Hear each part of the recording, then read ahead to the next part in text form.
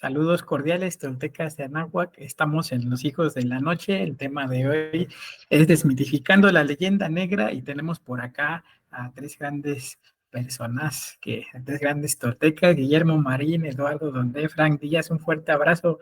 ¿Cómo están? Muy bien, gracias.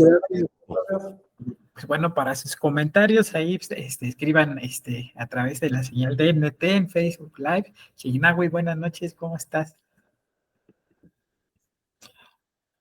Acá los voy a estar leyendo. Si tienen alguna pregunta, ahí la pueden escribir en el chat. Y pues bueno, pues comenzamos. Sí, pues igual y si quieren arrancamos, ¿por qué leyenda negra? ¿De dónde surge? ¿Cómo se conocieron ustedes este concepto? Y pues cuál es su opinión para entrar así, pues bueno, vamos a iniciar. ¿Qué es la leyenda negra? ¿Qué nos pueden comentar? Frank. A ver, opiniones. A ver, cuéntanos, Frank, ¿qué es la leyenda negra? ¿Por qué se le Mira, conoce? si no fuera un tema tan duro, Vicente, tan cruel, a mí me daría hasta gracia. Porque por acá usamos la misma expresión exactamente que por allá los hispanistas. Ellos hablan de la leyenda negra de la invasión, dicen que la invasión es una leyenda negra porque en realidad fue un encuentro civilizado y los americanos le entregaron sus estados y ellos hicieron el favor de civilizar la tierra. Así que toda esta idea de que hubo invasión, entrada sin permiso, conquista cruel, exterminio de cultura, quema, cuánta cosa pudieron agarrar, ellos dicen que es una leyenda negra. Nosotros, en cambio, decimos que leyenda negra es el cuento que se inventaron para justificar esas atrocidades. Entonces estamos usando los mismos conceptos. Yo creo que deberíamos ponernos de acuerdo, ya que tenemos las mismas expresiones y estamos hablando de lo mismo, ¿no? La idea es ir más allá de leyendas, atenernos a los hechos. Así es. Y luego, claramente, yo creo que el punto, ¿no? Como lo hemos platicado en muchas ocasiones, es cómo justificar una invasión y pretender seguir siendo católicos y apostólicos, ¿no? Entonces, claro, tenían que construir toda una historia, ¿no? Que justificara justamente la invasión Claro. y la civilización de la tierra, ¿no? Sí. Sí, Guillermo, ¿qué nos podrías comentar acerca de la leyenda negra? ¿Tú cómo te enteraste o cómo es tu opinión al respecto? Bueno, para mí, yo creo que el origen de todo esto está, desde luego, en la insensatez humana, pero vamos, los autores intelectuales de la invasión son para mí y los banqueros de Venecia, por lo que ya sabemos de la caída de Constantinopla, etcétera, y los autores materiales son los reinos de Castilla y el reino lusitano de Portugal. Y bueno, esta necesidad de, si ya no se puede tomar riqueza de Oriente Lejano, pues vamos a tomarla de un lugar que para mí era ya conocido. Es falso que no sabían dónde estábamos. Hay muchos antecedentes que hablan de que desde los egipcios había una comunicación, pero el punto está en que se debía de justificar como acuérdense que vamos a entrar al Renacimiento, tiene que ser una obra humanista, civilizadora, y entonces se crean para mí se crean tres estructuras, tres grandes pilotes, columnas que sostienen la invasión. Tres mitos colonizadores que son: el primero, que los descubiertos no son seres humanos, sino son animales y por tanto no tienen propiedad privada y todo lo que encuentran los descubridores es de ellos, ¿no? Es una justificación legaloide sobre esto. El segundo mito es que estos seres eran peligrosos, violentos, agresivos, caníbales, por lo tanto se les tenía que someter y pacificar a cualquier precio, lo cual también justificará todas las matanzas y todas las cosas tan terribles que hicieron los europeos, los españoles que llegaron acá. Hay que recordar que en 1499 la reina Isabel dio un decreto en el que se permitía salir de la cárcel a todos los delincuentes que estaban en el reino, no importara el delito que hubieran cometido, si se venían al Anáhuac. Entonces, pues ahí podemos entender qué clase de gente llegó. No podemos decir todos los españoles, no, pero qué clase bueno, en estos ni españoles eran, ¿no? ¿Qué clase de castellanos o cristianos llegaron por acá? Pues aquellos que salían fugitivos de las cárceles, ¿no? Delincuentes, criminales, gente que venía a robar. Y el tercer mito es que los descubiertos eran sacrílegos, que eran idólatras, salvajes, y que había que civilizarlos y cristianizarlos, por lo cual se entiende la incorporación de estos seres a la cultura occidental en calidad de pues mano de obra barata o esclava o como le quieran llamar.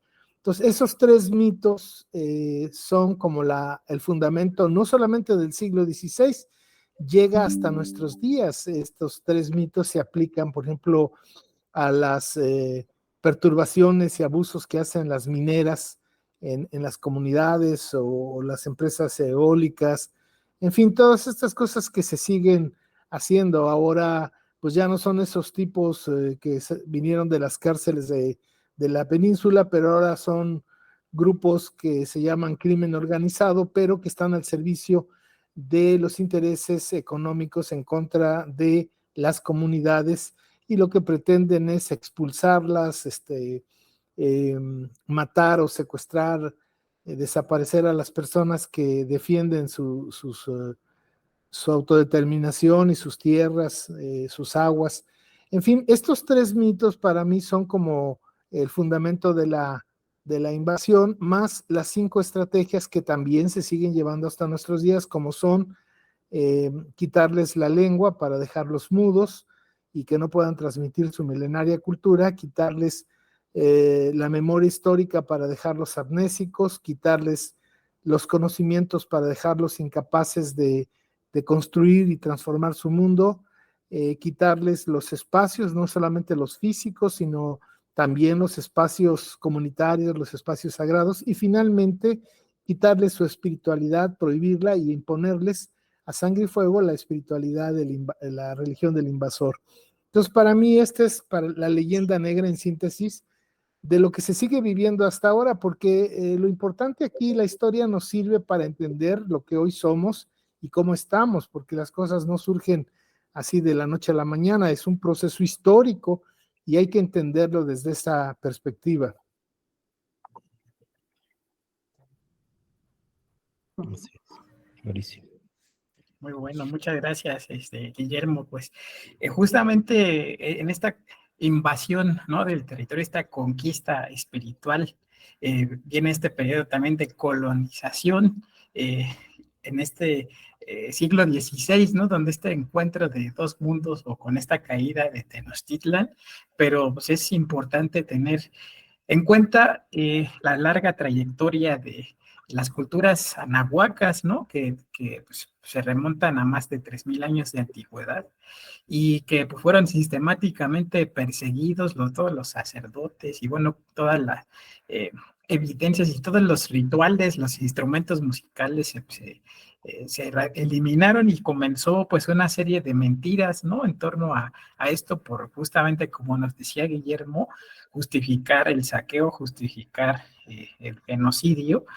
Frank, en ese sentido, ¿cómo es que pues ahora sí se da este uso pues tan cruel, ¿no?, y tan nefasto en torno al discurso de las imágenes, porque si vemos las representaciones en esculturas, pinturas, vasijas, etcétera, de las culturas originarias a las que ya crean los colonizadores y evangelistas, ¿no? En este caso, ¿cómo podemos ahora sí perfilar nuestra creación, de dónde surge esta leyenda negra?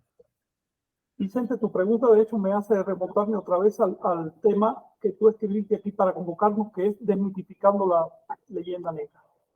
Obvio, para desmitificarla, primero hay que saber qué es, hay que definirla. Y en segundo, hay que investigar lo que pasó para ver qué es lo cierto y qué cosa es un mito o una historia creada. Y en tercer lugar, hay que difundir el conocimiento que resulta. Esas son cosas necesarias. Ayer anoche estaba leyendo a un cronista que resumía lo que la situación después de la invasión. Esto es más o menos como unos 50 años después de la invasión. Estaba hablando primero, empezó por el Caribe, dice que cuando llegó Colón había ya unos 6 millones de personas, 1,5 millones en Cuba, como otros tantos, quizás 1 millón en lo que hoy es Jamaica y el resto en Santo Domingo. Santo Domingo estaba la sede. De hecho, el Caribe estaba dividido le llamaban cacicados, vamos a decir, estados dependientes de un estado central que estaba en Santo Domingo. De esos 6 millones, bueno, en Cuba se extinguieron por completo en menos de 30 años. En el resto se extinguió casi todo el mundo, aunque quiero decirte que no es que los hayan matado directamente. Crearon condiciones que hicieron que se suicidaran, murieran de hambre y después murieron de enfermedad, ¿no? por el contacto biológico.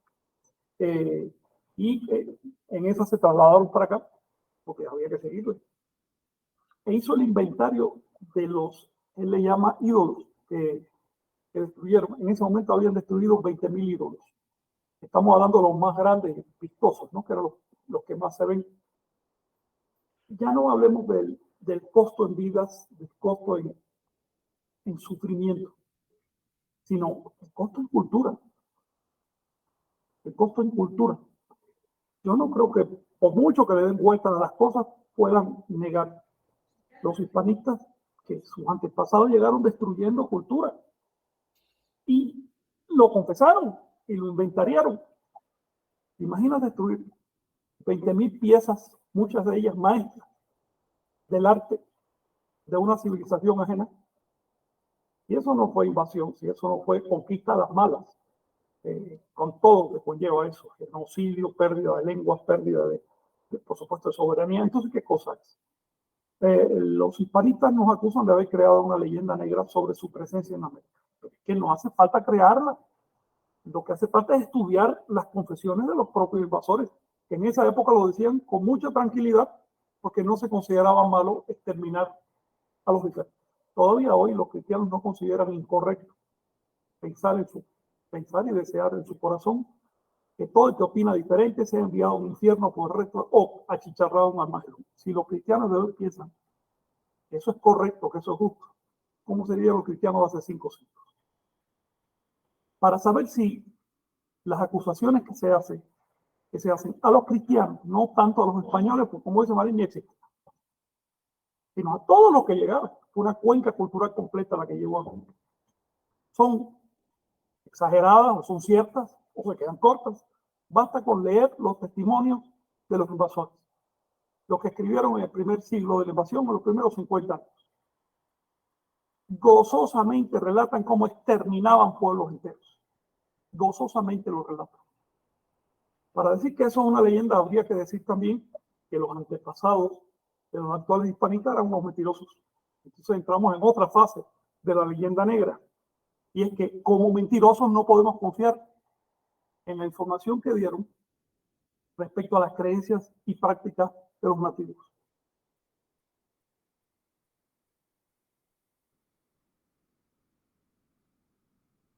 De esas mentiras, ¿no? Por ejemplo, están la inauguración del Templo Mayor, que estima que fueran 200,000 los sacrificados, ¿no? Y pues no se ha encontrado ahora sí nunca una cantidad, y de hecho, pues para una celebración, pues y una persona ahí abriendo pechos y sacando corazones, pues se tardaría pues mucho tiempo, ¿no? Y terminaría, pues ahora sí, pues muy mal, ¿no? Entonces, pues ha habido mucho, ahora sí, mucha desinformación, al respecto, y pues es importante, como dices, ¿no? Conocer y primordialmente contextualizar, ¿no? Cuáles son, ahora sí, los puntos a favor, como en el reciente hallazgo de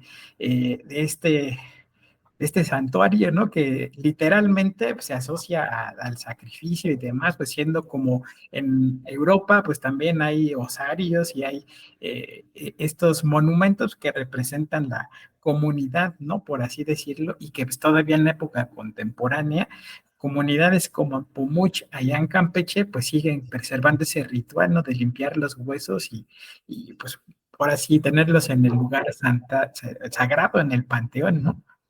Claro.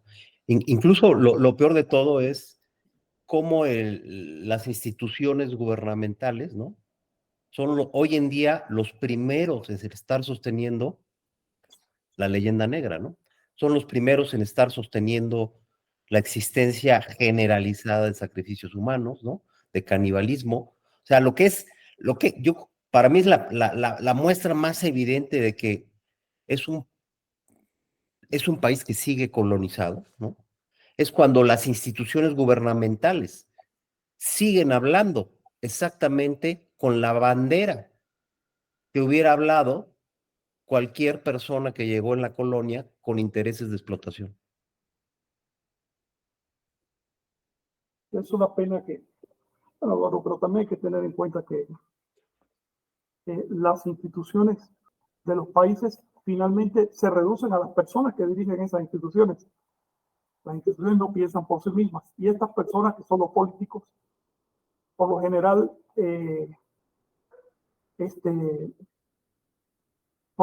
no saben, no conocen la historia de su patria, además no les interesa. Si les interesaba, se meterían a estudiar la historia de su patria, no a políticos. Es raro encontrar un político en Latinoamérica que conozca siquiera el origen del significado del nombre de su país, cosas así tan elementales, ¿no? Hablar de lenguas nativas, si pertenecen al sector tradicionalmente dominante, ni les hables de ese tema porque los insultas. Si vienen de una comunidad nativa, quizás balbuceen algún dialecto moderno, pero una lengua clásica.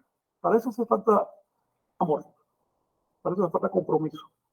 Entonces, las instituciones hacen lo que pueden.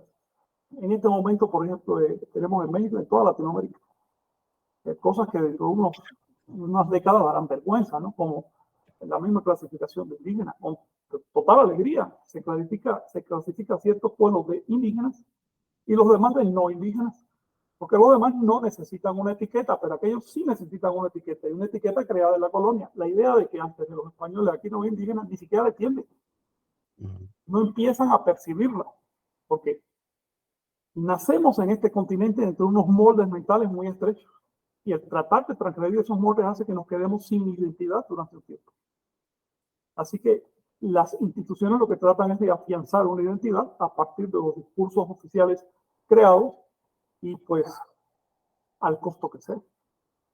Sí, ahora, mi punto en el que insistiría es cómo un gobierno que supuestamente ya se independizó de la colonia sigue manteniendo exactamente el mismo discurso.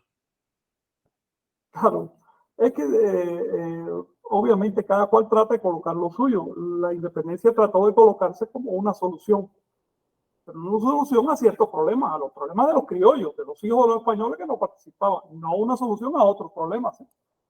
La solución de los nativos, eso todavía no se ha tocado. No ha habido una revolución para eso. Tampoco hay que pedirle al proceso independentista latinoamericano más de lo que fue o de lo que pudo o de lo que puede dar. Es la primera chispa, la primera fase de un largo proceso. Los procesos culturales son muy largos, son a milenios. Más vale saber eso, porque cuando uno piensa que la solución ya está en el hecho de que simplemente se independizaran de España, estamos desconociendo cuál es el problema real. Claro, pero ahí viene justamente parte del problema, ¿no? O sea, cuando tú a todos los mexicanos les repites que ya somos una entidad independiente, autónoma, que ya no somos parte de la colonia, ¿no? Y repite las mismas historias, ¿no? Pues digamos que estás validando mucho más lo que hubiera sucedido si solo venía una versión de los colonizadores y no hubiera una versión equivalente de los que se defendieron. De hecho, la versión de los colonizadores, la versión de los primeros cronistas era más suave que la que se maneja ahora. Claro. Lo que hicieron los criollos fue exacerbar ciertos complejos, obviamente. No habían nacido allá, querían haber nacido allá, pero nacieron acá, necesitaban ser más papistas que el Papa. Por eso tú tienes que algo que jamás osó hacer la colonia, como declarar, por ejemplo, es falso esto de que era obligatorio ser cristiano. No, no era obligatorio ser cristiano. La ley de la colonia era muy clara. Si tú no eres cristiano, tienes que pagar un impuesto para, tienes que pagar los conflictos que surjan. ¿Ves? Pero bueno, realmente no es obligatorio, porque finalmente tuvieron una tradición más que antigua. Eso incluso se legisló. Pero en cuanto llegó la independencia, se dictó que México es un país católico con exclusión de cualquier otro. ¿Ves? En tiempos coloniales, las antiguas familias dominantes seguían siendo finalmente los mediadores del poder. Pero en cuanto llegó la independencia, esas familias pasaron a la nada. Y con ellas se fueron las tradiciones, se fue la cultura.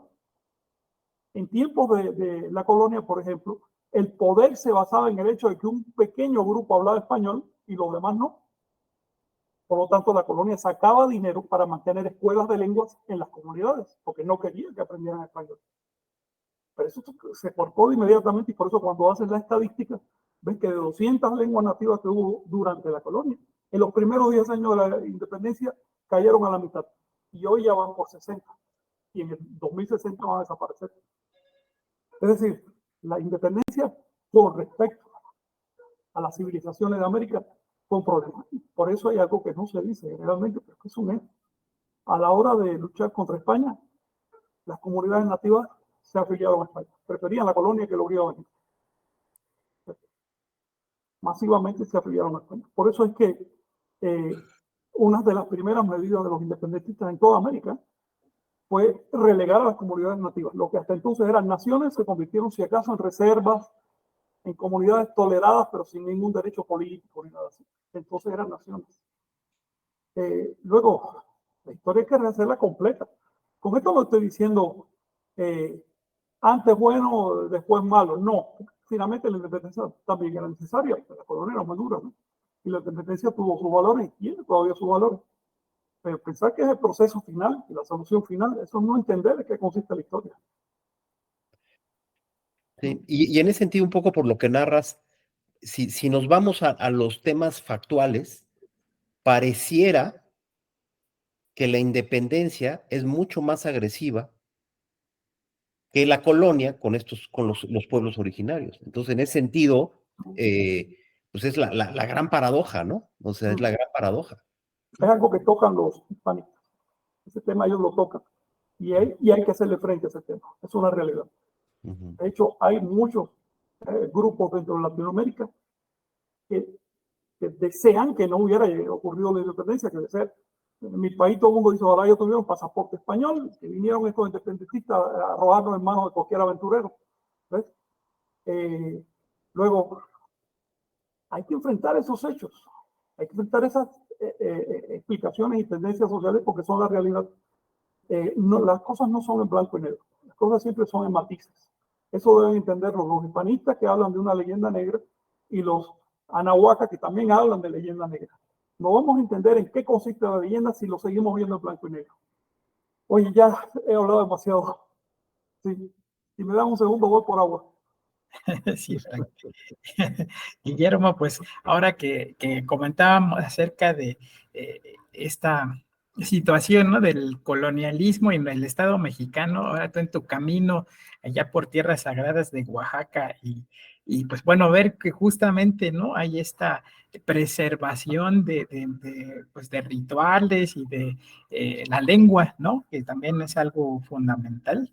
este, ¿a qué adjudicas tú a que se preserve justamente desde el gobierno y las instituciones, ¿no? Las universidades y la SEP, etcétera, para seguir justamente con este discurso? Claro, bueno, mira, como dice Frank, hay que entender la historia para comprender nuestra realidad.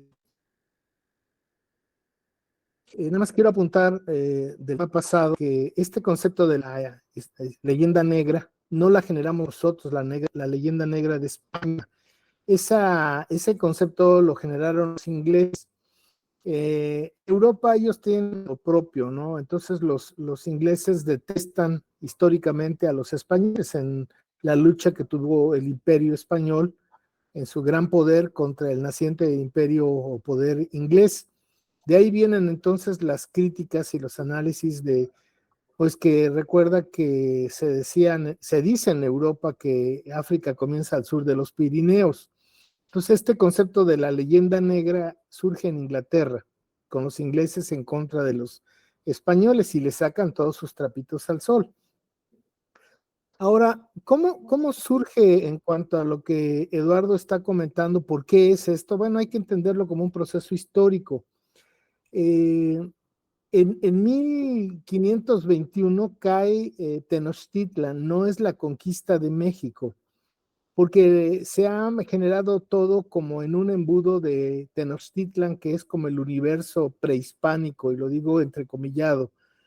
El Estado mexicano de ideología criolla ha creado esta historia de lo prehispánico, de lo mexica, de lo azteca, para que la gente crea que ese es el referente milenario de su tradición ancestral, pero eso es totalmente falso. Los mexicas son el último pueblo y además desde la fundación de Tenochtitlan a su caída son 196 años, entonces es muy poco. Pero lo interesante es que cuando inicia el periodo colonial, los españoles estaban más interesados en enriquecerse que en destruir la civilización de la náhuatl. Aunque el objetivo de especialmente el Vaticano era la destrucción de la civilización, y sigue siendo la destrucción de la civilización de la náhuatl, y cuando digo civilización de la náhuatl me estoy refiriendo a toda una percepción y concepción del mundo y la vida, que sigue viva a pesar de los pesares. No tiene los académicos, no tiene un discurso, una narrativa estructurada en la lógica occidentalizada, pero sigue viva en los pueblos. Pero hay datos que nos permiten entender este proceso. Alrededor de 1800, la corona española manda hacer un censo del virreinato y resulta que son casi 6 millones de habitantes, de los cuales el 82% hablan una lengua anahuaca y son analfabetos. O sea que si en los primeros 100 años mataron a 100, si en los primeros 10 años, los primeros 100 años de la conquista, de la invasión, mandan a matar o mueren las personas por trabajos forzados, enfermedades, etcétera, y queda 1 millón de los 25 millones que había, queda solamente 1 millón. Y en 1800 se dice que de esos 6 millones, el 82% son hablantes de una lengua anahuaca. Esto quiere decir que el 82% de los habitantes del virreinato eran anahuacas y hablaban una lengua. En 1900 se supone que el 75% de los, en ese momento ya mexicanos, hablaban, el 75% hablaba una lengua anahuaca y algunos español. Al crearse la SEP, en 1921, uno de sus dos objetivos tenebrosos o metaobjetivos era desaparecer la civilización de la náhuatl a través de la prohibición de las lenguas. Por eso entonces los maestros vasconcelistas fueron a las escuelas a prohibir que los niños hablaran su lengua madre los golpeaban y si seguían hablando, multaban a los padres. En fin, ha sido una cosa terrorífica que en muchos lugares de México todavía se recuerda con mucha tristeza. Y muchos maestros muy grandes, yo he hablado con ellos y lo reconocen ahora con mucha tristeza que ellos fueron parte de ese proceso, lo cual está diciendo que hasta 1940, 50 se seguía con ese mismo proyecto y se sigue actualmente con el nivel llamado educación indígena, que no es educación indígena, es educación rural impartida por maestros anahuacas, pero no es una educación no es un programa educativo para los pueblos de la náhuatl y la civilización de la náhuatl. Entonces, hoy el INEGI nos dice que hay un 7% de la población que habla una lengua anahuaca. Entonces, fíjate cómo en los 300 años de colonia, la gente siguió hablando su lengua, y cuando uno dice hablando su lengua, quiere decir que la cultura estaba viva. Luego, 100 años después, en el proyecto de ellos de su país, a pesar del racismo y el clasismo, para llegar a 1900, el 75% sigue hablando la lengua. Y es después de la revolución que 100 años después, solamente el 7% de la población habla. Ahora, ¿por qué es esto? Bueno, porque en 1821 se logró una independencia política de la corona española. Pero recuerden que los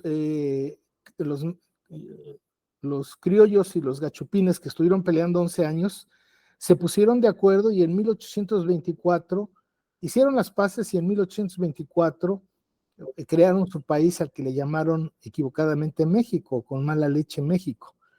México es un país imaginario. México nace en 1824 por un puñado de españoles nacidos en España, que ya se habían hecho mexicanos firmando un papel, y un puñado de españoles nacidos en el virreinato, que ya se consideraban mexicanos, y ellos crean este país en 1824, pero nace un país sin pueblo, porque desde 1824 hasta nuestros días, los pueblos anahuacas no cuentan. Estaba viendo que en Brasil tienen un ministerio para los pueblos, llaman ellos originarios. Aquí ni siquiera hay una secretaría, aquí hay un instituto el cual está tomado y el cual anda prófugo por ahí el representante de los indígenas, que por cierto es oaxaqueño, pero ni siquiera llegamos a tener una secretaría de los pueblos ancestrales o de los pueblos de la náhuatl. Entonces aquí lo básico es que no se reconoce la existencia de una civilización, porque sigue vigente la idea de que aquí se vino a crear una nueva civilización, se vino a civilizar a los que existían, que no tenían civilización. Y en segundo lugar nos demuestra que, por ejemplo, hoy 256 familias tienen casi toda la riqueza de este país. Es decir, que el sistema colonial de los 3 siglos de colonia española son más que vigentes en nuestros días.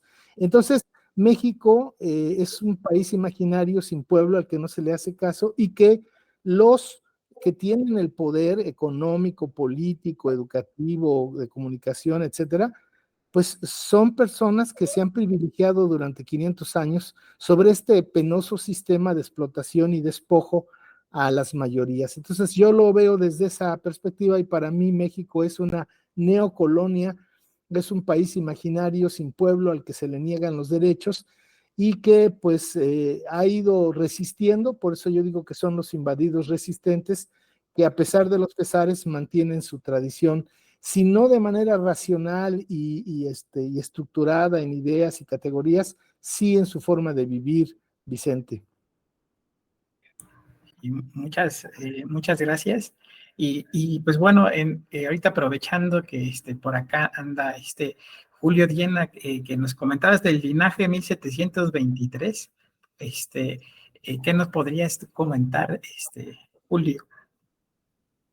Hola, buenas noches, ¿cómo están? Un placer, un gusto saludarlos. A Jonathan, Vicente, Fran, Guillermo, Eduardo, un gustazo. Estaba viendo esto escuchándolo, la leyenda negra. Yo le llamo leyenda negra antinativa hispanista, neohispanista, porque yo he estado más en la talacha, así, en la discusión directa con españoles, tanto letrados como pueblo español común y corriente. Hay un embate ahí, hay como un tsunami de que ellos vinieron no a conquistar territorios ni y posibles tesoros y todo eso, sino que vinieron a civilizar a estos pueblos que uno me dice que estaban en la edad de piedra y otros, hoy mismo justo uno me dijo que estaban en la edad de bronce. Y especialmente liberar a los pueblos de la dictadura criminal y caníbal de Moctezuma. Entonces, en términos generales, el pueblo llano, el pueblo raso español, es lo que cree y lo que piensa. Por supuesto, Cortés se vuelve un héroe maravilloso, porque al conquistar Tenochtitlán, termina con ese salvajismo espantoso. Y en estos días, bueno, meses, desde el 21, que he estado así discutiendo, me han dicho cosas increíbles. Por ejemplo, Moctezuma desayunaba a manos de bebés, las masticaba y eso. Eh, y civilización para ellos, por ejemplo, es haber traído vacas y cerdos y cositas así. Bueno, yo lo que he visto en mis cortas luces son indicios, leyendo a los cronistas españoles, justamente, y hay indicios extraños sobre esa leyenda negra. Entonces, bueno, me detengo aquí un momento y que continúe otra persona. Saludos a todos. Muchas gracias. Frank. Por ejemplo, ahorita que comentas, ¿no? De ese grado de, pues, descripciones, ¿no? De los rituales, los pozoles, y demás. Hay justamente esta visión, ¿no? De la desinformación que pues, ha derivado en esta visión de los sacrificios, ¿no? Del utilizar justamente estas historias, ¿no? De las vírgenes, de las princesas y demás. Y pues bueno, la evidencia nos dice, por ejemplo, allí en Chichén Itzá, en ese pozo sagrado, pues se han encontrado pues muy pocos restos humanos, ¿no? Que pues por circunstancias de accidentes pues quedaron ahí, ahora sí fue su último destino, pero pues en ese aspecto pues hay una completa desinformación, por eso en estos apartados, ¿no? Cuentos para niños, visto que todavía a los turistas se les sigue pues dando a conocer, ¿no? Donde realmente es vergonzoso, ¿no? Así en Chichén Itzá, Teotihuacán y en todos lados, entre más sangre, más, pues ahora sí, más es la propina, ¿no? En ese sentido. Ahí, Frank, ¿tú qué nos podrías decir de esta situación? Perdón la interrupción, ¿puedo agregar algo? Sí, venga. Bueno, el primer indicio, en 1492 expulsan a los judíos de España, bueno, de España o de Castilla, ¿no? La principal acusación es sacrificio de bebés y canibalizarlos. Les salió muy bien, porque luego lo aplicaron aquí, ¿no? Dos, segundo indicio, los españoles tuvieron desde el día que se encontró Moctezuma con Cortés hasta el comienzo de la guerra, más o menos 235 días. He leído que Moctezuma les dio carta libre, podían recorrer todo el Tenochtitlan, cosa que aprovecharon para ver sus principales defensas, militares, todo eso. Podían entrar donde quisieran y podían tomar lo que quisieran. Cualquiera que se resistiera era pena de muerte. Los españoles describen que entraron a los templos y lo que había mucha sangre. Tiraban las estatuas y ponían una cruz, pero solo sangre. Nunca encontraron un cadáver, un corazón, nada de eso. Tercer indicio, he hablado con unos ancianos mayas. Ellos me dijeron que sí hubo sacrificio en algunos cenotes, pero era de mayas prisioneros que los españoles tiraban vivos, amarrados de las manos, en las guerras de conquista de la zona maya. Entonces, hay que ver exactamente qué es un sacrificio. Y el último, bueno, tengo más, pero lo dejo. En ya en la época del virreinato, que ellos insisten que no fue colonia, tengo el relato de cuando en una cueva encuentran a dos chicos sacrificados salvajemente. Atrapan a los sacrificadores y los llevan a declarar, ¿no? Y también la principal declaración contra ellos para ser acusados formalmente fue la de los dos sacrificados. O sea, sacrificado era que le habían quitado sangre en contra de su voluntad y la habían usado en un ritual, pero estaban vivos. Pero clarito dice el inquisidor, eso era el sacrificio que efectuaban aquellos antiguos.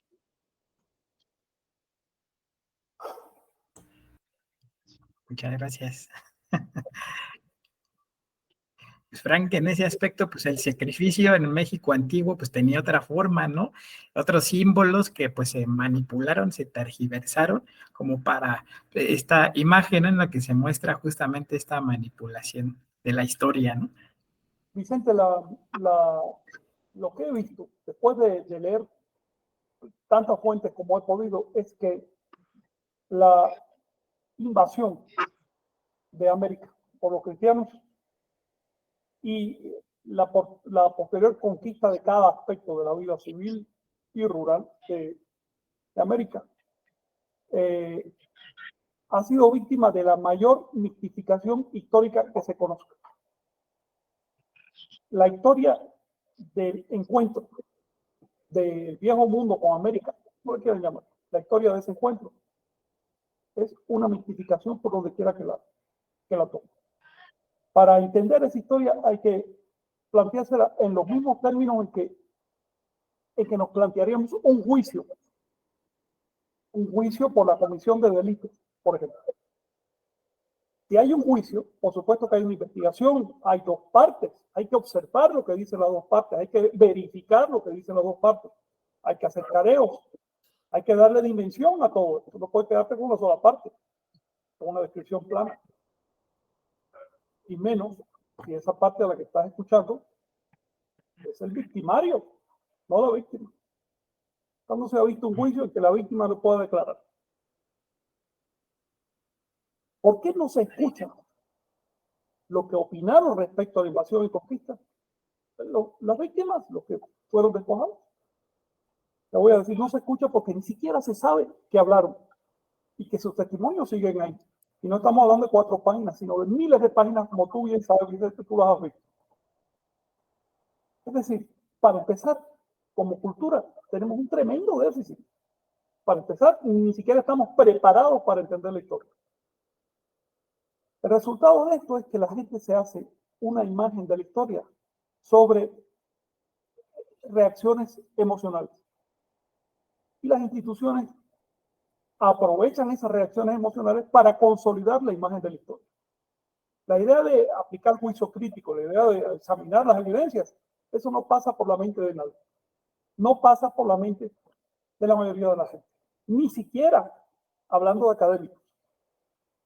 Aquí tú tienes un académico bastante conocido que acaba de publicar este número de la revista Arqueología Mexicana, que agarra una imagen donde se ve a Venus que entra dentro del Sol, es decir, ya, con fechas, es decir, claramente identificable el fenómeno al que se refiere esa imagen. Venus entra al Sol y lo pone como evidencia de que cocinaban personas y se las comían.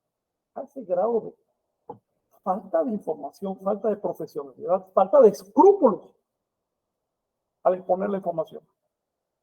Pero además, leo un mensaje diciendo, oye, esa imagen significa tal cosa, y lo borran. Además, falta de deseo de poner la realidad. Falta de deseo de permitir otro punto de vista. Estamos hablando de una manipulación mafiosa de la información para producir un estado de percepción en el público. Un estado que haga que la gente se sienta avergonzada de sí misma para seguirlas dominando. Lo peor es que quienes son agentes de este tipo de manipulación, la mayoría de las veces ni siquiera se dan cuenta de ello. Son tan víctimas como cualquier otro. Piensa que están haciendo lo correcto. Es correcto, por supuesto, decir que los cristianos vinieron a civilizar a América porque los americanos eran unos caníbales sacrificadores. Las pruebas no se faltan. Tú mencionaste algo muy importante. Hasta el siglo XIX se opinaba, se creía sinceramente que los judíos sacrificaban niños en sus sinagogas. La misma acusación se lanzó sobre los musulmanes para poderlos expulsar de la península ibérica. En el siglo XX ya se dieron cuenta que eso era absolutamente falso. ¿Cuándo? Cuando empezaron a escuchar lo que decían los judíos y los musulmanes. Cuando escucharon el punto de vista ajeno, cuando estudiaron los documentos de época realmente, no solo una parte de los documentos. En otras palabras, lo que nos hace falta es cultivarlos, adquirir cultura, aprender a cultivar, aprender a estudiar. Pusiste un ejemplo sobre los cenotes. Vamos a poner el ejemplo del cenote de Chichén Itzá. Se decía que ahí arrojaban virgen, porque la religión pedía ofrendas a ellos. No apareció ninguna virgen. El cenote lo agregaron 2 veces, en 1902 y después en 1960. Hasta el fondo, lo dejaron sin agua. Sacaron todos los restos. Aparecieron unos cientos de animales y restos de entre 200 y 300 personas, muy fragmentados. Si se unifican, puede que sean unas 200 personas. De estas 200 personas, tú ves a los antropólogos luchando para ver si se demuestra que a quien le arrancaron el corazón. No hay ninguna manera de evidenciar eso, no aparece ningún caso de sacrificio humano. Leía una antropóloga que hasta asume como una especie de sacrificio el hecho de que algunos tenían cráneos deformados. Señora, se lo deformaron cuando niños y no murieron de eso, murieron de adultos. Es decir, no saben de dónde agarrar. Si tú haces una división entre tiempo de ocupación de ese pozo, que son unos 10.000 años, y la cantidad de cadáveres, resulta que estamos hablando de uno cada 50 años. A eso quítale todos los cadáveres que arrojaron ahí para enterrarlos en ese lugar por algún motivo religioso, lo que tú quieras. Lo que quedan son accidentes.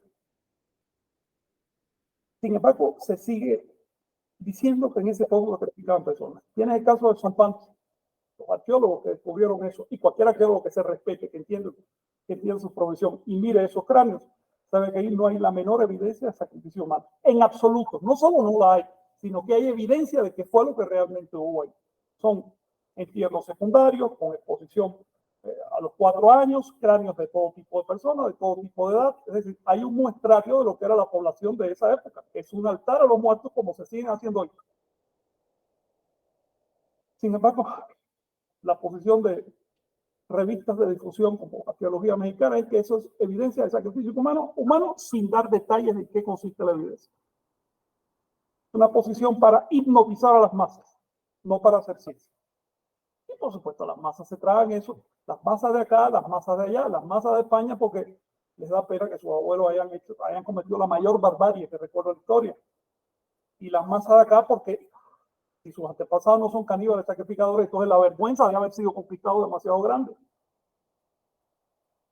Estamos en una tormenta perfecta histórica, en una circunstancia extremadamente apropiada para imponer una posición falsa. La característica de quienes sostienen la leyenda negra de los caníbales sacrificadores, la característica es que no han estudiado Mesoamérica.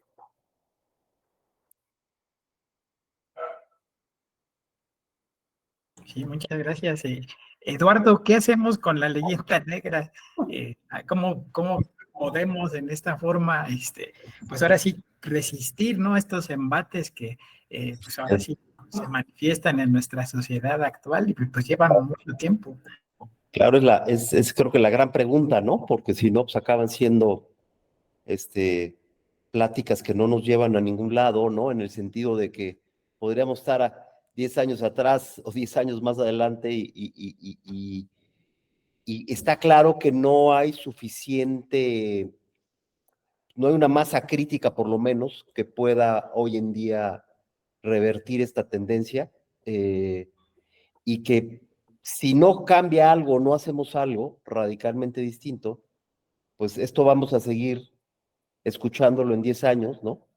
Y cada vez va a ser más complicado el poder reconocer la verdadera historia y acabar con esas mentiras que además el tema es que son mentiras que tienen un impacto profundo en el México de hoy, profundo. Es decir, aquí no estamos hablando, y quisiera ser muy enfático en ello, aquí no estamos hablando solamente de una postura académica sobre cuál fue la historia o cuál no fue la historia. Estamos hablando, desde mi perspectiva, sobre lo que podría llamarse como un objetivo profundo de destruir una cultura, ¿no? Y que ese objetivo sigue vigente y se traduce en un problema de identidad profundo con serias repercusiones en lo que es hoy México y todos sus habitantes. Entonces, número uno, creo que es importante llevarlo a ese nivel, ¿no? Es importante reconocer que no es un tema solo de un debate histórico, es un tema de que si nos queremos poner de pie como habitantes de Anáhuac, tenemos que empezar a darle la vuelta y reconocer la historia y las mentiras que nos contaron. Y dos, es evidentemente empezar desde mi perspectiva con las nuevas generaciones, ¿no? Creo que hay un trabajo ahí muy importante ¿en qué sentido? En que, pues, en muchos sentidos son un hoja en blanco, aunque evidentemente tienen a los papás y tienen a los maestros, con un poco, evidentemente, el sesgo histórico. Creo que tenemos mucho más oportunidad, y en ese sentido mi intento, ¿no? Evidentemente es dirigirnos a ese grupo y conseguir una masa crítica de niños que luego sean adolescentes, que ya conozcan pues la verdadera historia de Anáhuac y que puedan ponerse de pie como anahuacas. Ese es mi planteamiento. Veo difícil, pero tampoco imposible, que podamos convencer a una masa crítica de adultos. Sí, muchas gracias. Peleamos contra medios masivos, contra intereses masivos. Nadie de las 246 familias que decía Guillermo tiene interés en que los mexicanos actuales, los habitantes de Anáhuac de hoy, se pongan de pie. La explotación sigue siendo un gran negocio.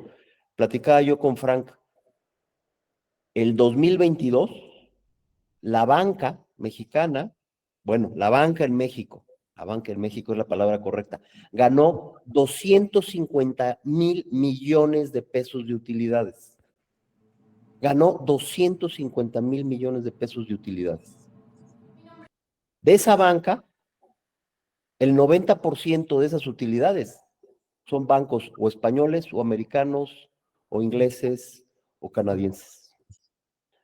Entonces, sí hay que reconocer que estamos ante un conglomerado muy poderoso con muchos intereses y quiere que esto prevalezca. Y pues tenemos que encontrar con mucha creatividad el camino para ponernos de pie y recuperar la historia y con eso nuestra verdadera identidad y nuestras raíces. Pues vaya que sí, Guillermo, tú en este caso, pues has ido luchando también a lo largo de tu trayectoria, pues con formar justamente mentes y corazones despiertos, ¿no? En Anáhuac, en México y más allá de sus fronteras, ¿no? ¿Qué nos podrías comentar al respecto? Bueno, nosotros desde hace 40 años venimos justamente trabajando en eso.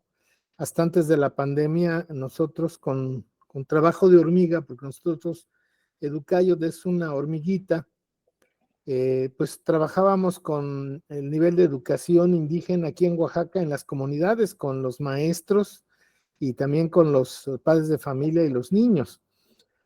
Pero yo quisiera, y estoy totalmente de acuerdo que la solución a volver a ser anahuacas no es una cuestión de una lucha armada, una lucha política, es la educación. Creo que ahí está la única y real posibilidad que tenemos de, al formar rostros propios y corazones verdaderos con la claridad histórica de quiénes fueron nuestros ancestros, pues las propias, esos propios rostros tomarán sus decisiones.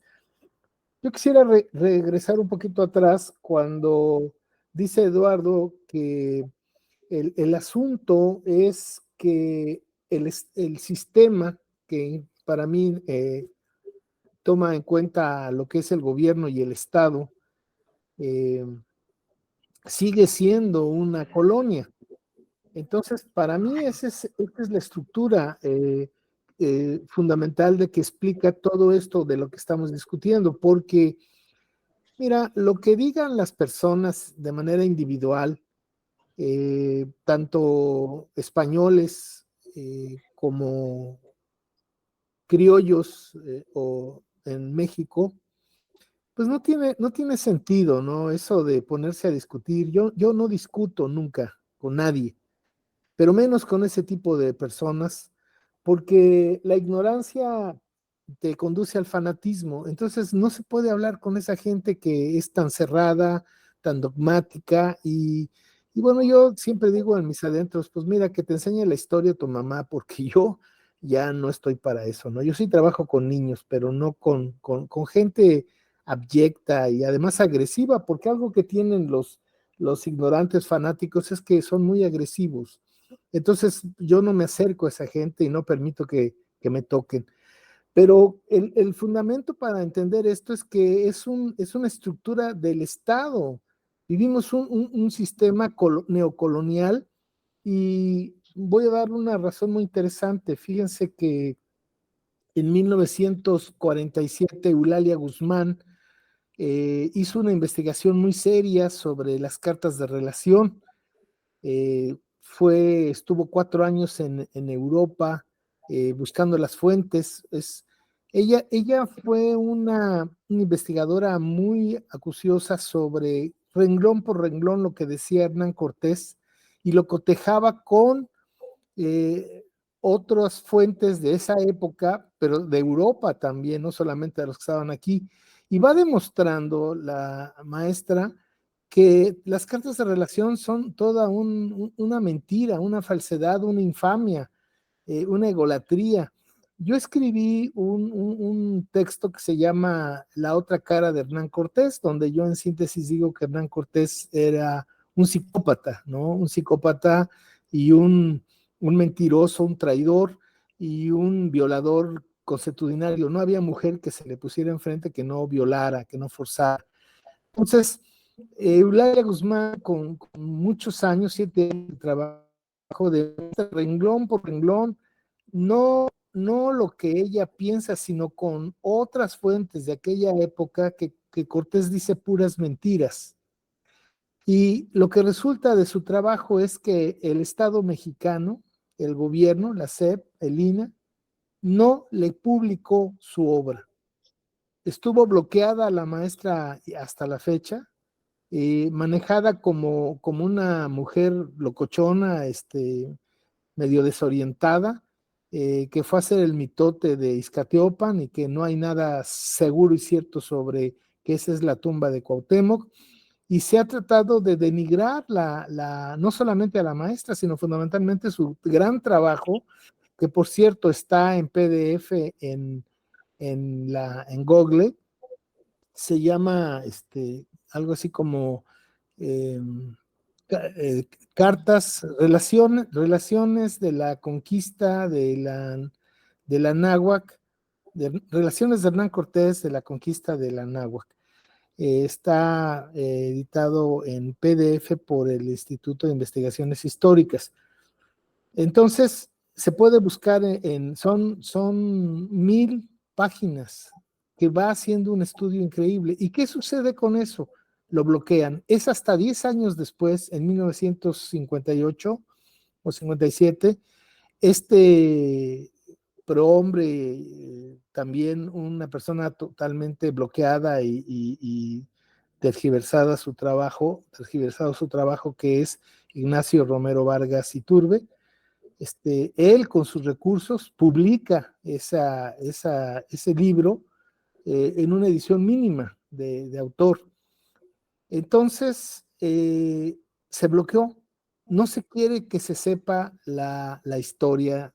Y cuando esta estructura viene del Estado, entonces lo demás es lo de menos. Que lo que opinen las personas sobre todo este chismerío no tiene razón de ser. Si ya, por ejemplo, esta revista de arqueología, que es una revista oficial del Estado mexicano, a través del INAH, pues nos está demostrando cuál es el pensamiento del Estado mexicano, de aquellas personas, de esas 257 familias que tienen el poder económico, pues que son herederos de este proceso, son beneficiarios de este proceso y no quieren que la gente se dé cuenta. Hay dos cosas muy importantes. La riqueza la genera la ignorancia. Hay una relación de riqueza e ignorancia. Entre más ignorante es el pueblo, más ricos son unos cuantos. Y creo que ahí está pues el gran asunto.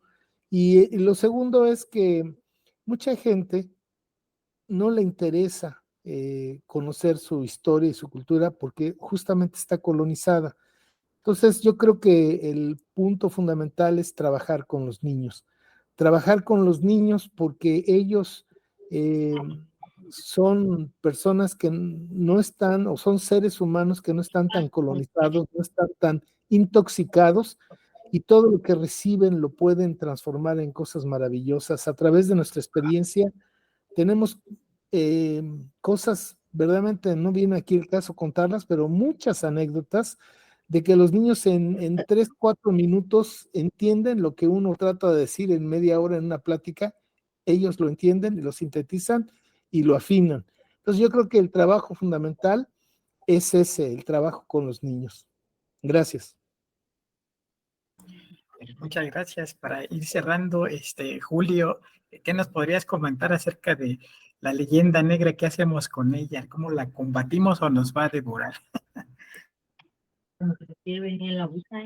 Bueno, muy interesante lo de Guillermo, muy bien su planteamiento. Trabajar con las nuevas generaciones es lo mejor porque siembras una, una idea nueva, una refrescante, que ellos, como dice él, captan rápidamente.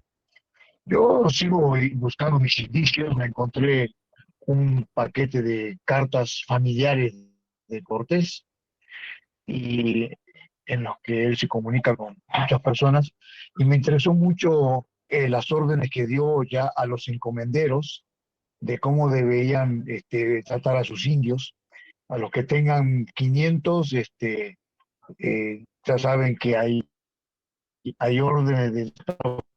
Pero las noticias al otro lado del océano tardan en llegar.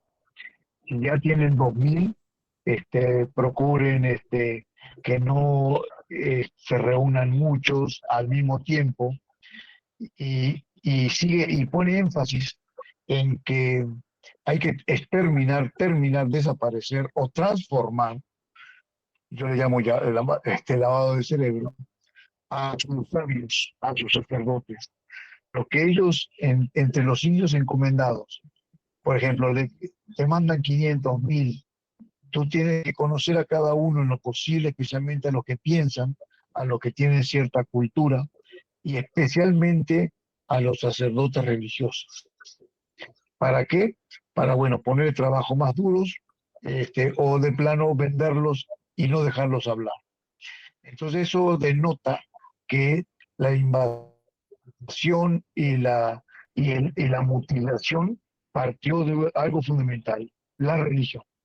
Fue una invasión religiosa que se quiso imponer así, terriblemente. Yo le llamo los talibanes del siglo XVI, porque hacían eso y aparte destruían todo vestigio de aquella antigua religión. Por algo será. Eh, entonces sigo investigando por ahí y viendo toda esa clase de indicios que me señalan. Por ejemplo, me puse a estudiar todas las culturas caníbales del mundo, de Nueva Guinea, de Australia, bueno, donde había, y busqué un denominador común. Y sí lo hay, lo hay. Leí los mejores expositores y estudiosos del canibalismo y ninguno checa con lo que, con la cultura que había aquí, pero en nada. Así es sorprendente que yo, un ignorante, simplemente me ponga a buscar referencias y comparar y no encuentras nada que influya a la cultura que había aquí en América dentro de las costumbres, ¿cómo puedo decirlo? Eh, Propósitos y razones por las que son caníbales, por ejemplo, aquellos de Nueva Guinea, etcétera. Y aparte de la diferencia cultural y civilizatoria entre ambos, o sea, entre los de América con todas aquellas, es abismal. Así cositas así, ¿no? Que me han convencido de que fue hecho fue una gran mentira para justificar sus atrocidades y fue poco, porque realmente vinieron a expandir la religión y a robar, llenar las arcas de allá de... Bueno, ni siquiera fueron de ellos, tengo entendido que tenían tantas deudas que el oro solamente lo veían pasar para pagar sus problemas financieros con otras naciones de Europa. Pues yo voy a seguir así, con cada quien que pueda hablar y comentarle todo esto, y lo puedo ligar en mi labor de luchar contra esa leyenda negra. Eso es todo. Muchas gracias, Julio. Pues vamos a ir cerrando. Chignahui, tenemos por ahí preguntas o comentarios. Vamos a saludarlos rápido. Gracias a todos los que han estado acá con nosotros y bueno, antes de saludarlos, también gracias Julio, bueno Jay, 10 años después, de tenerte de regreso aquí en Los Hijos de la Noche, recordábamos allá, ahí pueden ver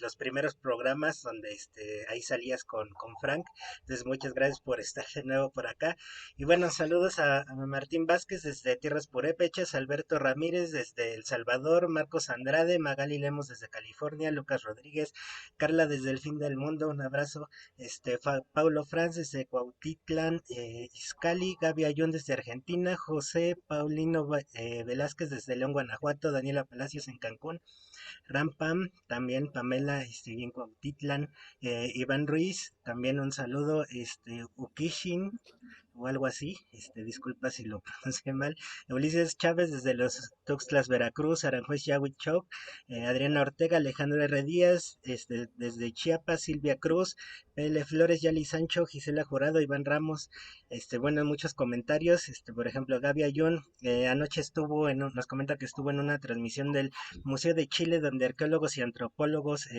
solo podían interpretar símbolos literalmente, creo que dijeron sacrificadores y víctimas unas 100 veces.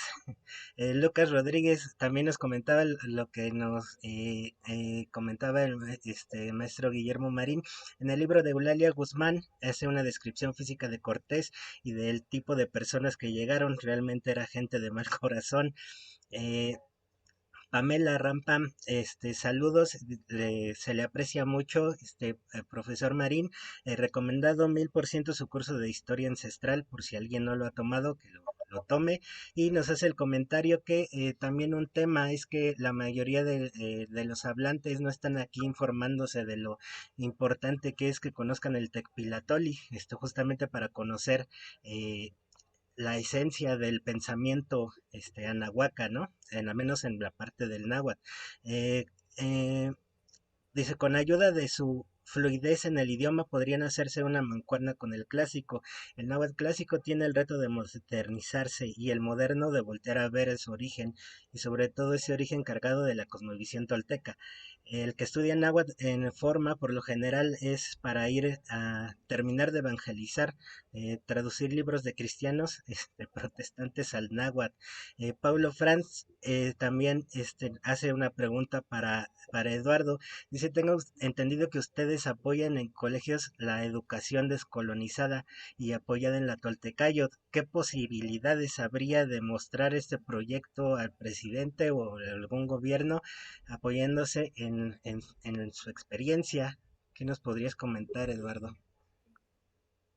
Pues mi experiencia es muy negativa, ¿no? O sea, creo que la clave de nuestro éxito está basada en justamente entrar a las escuelas directamente con los padres de familia y los directores de las escuelas.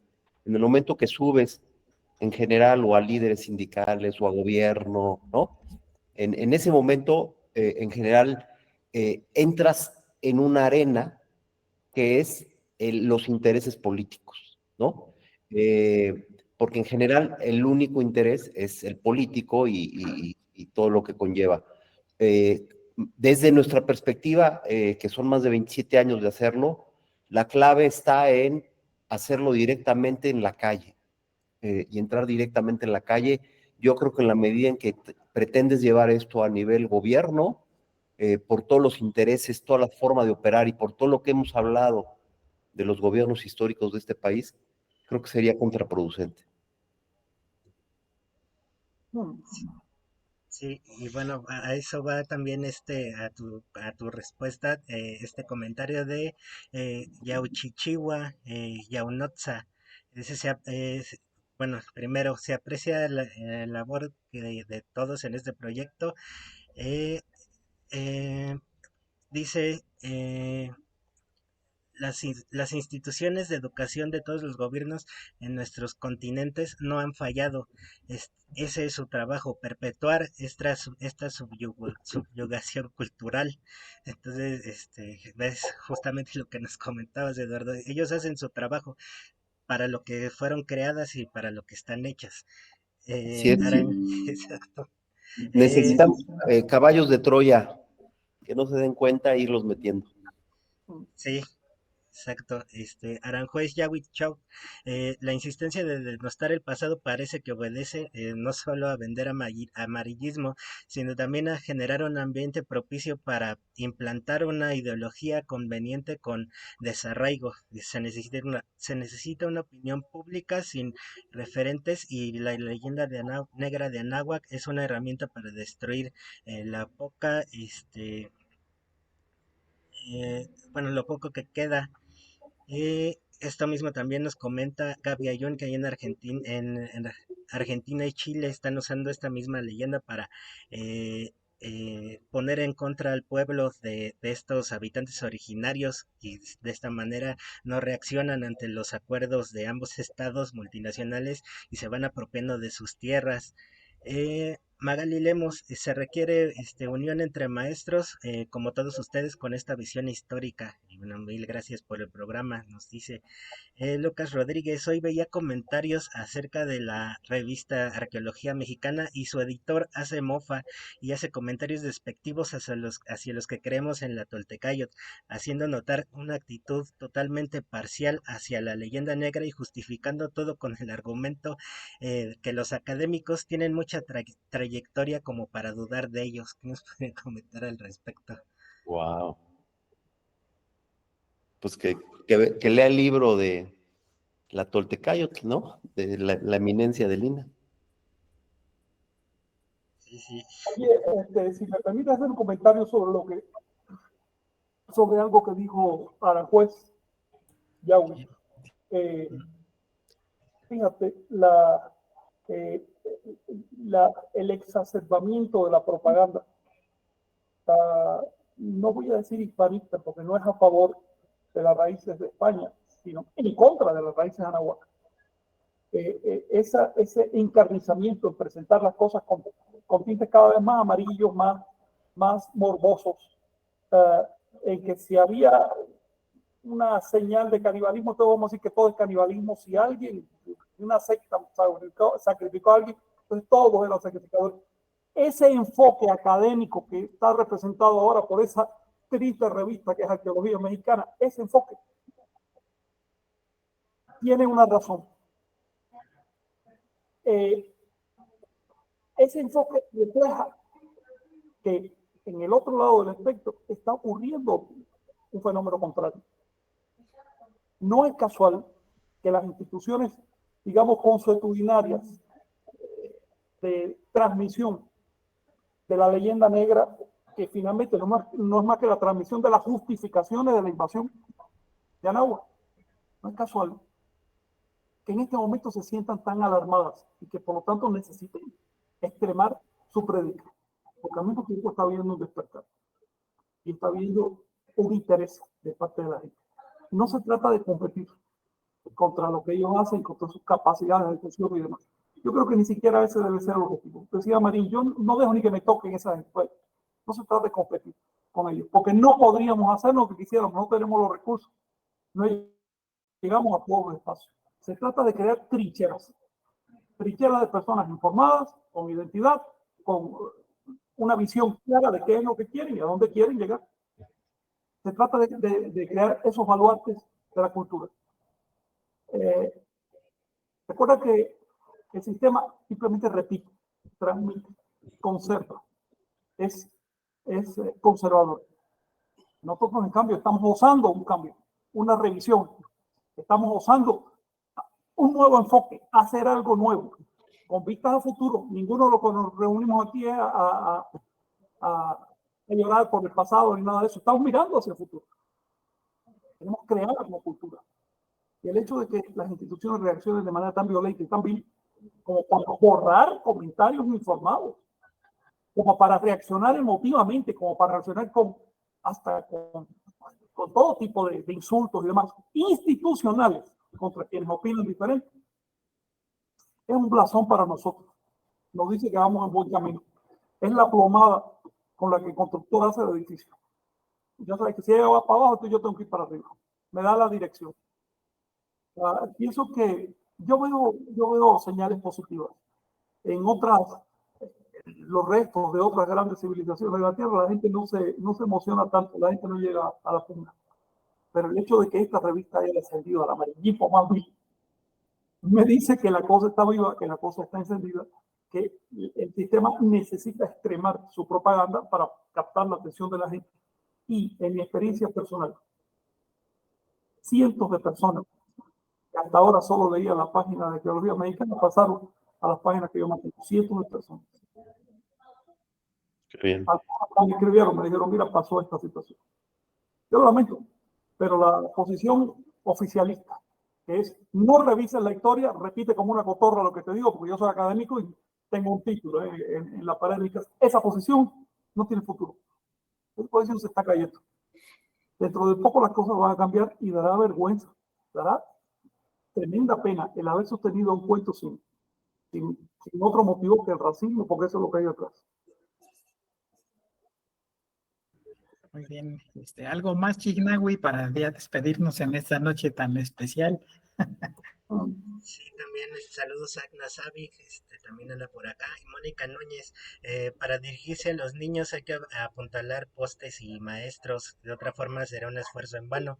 Nos comenta que muchos padres llevan a sus hijos al psicólogo para que los arreglen, no asumen su compromiso laico educativo. Los profesores son parte del sistema que basta con atiborrarse contenidos y evaluar de acuerdo a ciertos estándares. Un niño regresa así como de la terapia que sus padres o maestros echen abajo cualquier avance. Nos comenta que son 3 los pilares para el rescate cultural, dice padres, niños y maestros. Sí, claro. Sí, es una labor, poco a poco. Sí, muy bien. Pues muchas gracias, les agradecemos a todos por este esfuerzo, por brindarnos su tiempo, sus comentarios. Algo más con lo que quisieras cerrar, Eduardo, esta pequeña charla, ¿no?, de concientización de la desmitificación de la leyenda negra. No, pues vamos por la masa crítica para darle la vuelta a esto. Muy bien, muchas gracias. Frank, algo que quisieras compartir para cerrar. Gracias a todos los que se interesan por este asunto, justamente por eso estamos trabajando y esa es la esperanza. Y la verdad, de nuevo, yo percibo que va creciendo el movimiento. Muy bien, Guillermo, algo que quieras comentar para los toltecas, el náhuatl y el mundo. Bueno, yo creo que necesitamos descubrir la náhuatl que está en nuestro entorno, porque no sigue vivo y está vivo en nosotros mismos. Y por eso es el lema de nuestra asociación civil Educayot, que es educar para el futuro con la sabiduría del pasado. Ahí está, en el pasado, nuestro futuro. Gracias por la invitación. Muchas gracias, Guillermo. Y bueno, también agradecemos allá a Julio que se desconectó. Jay también tiene ahí varios libros en donde pues, comentan, ¿no?, acerca de el nahualismo y demás.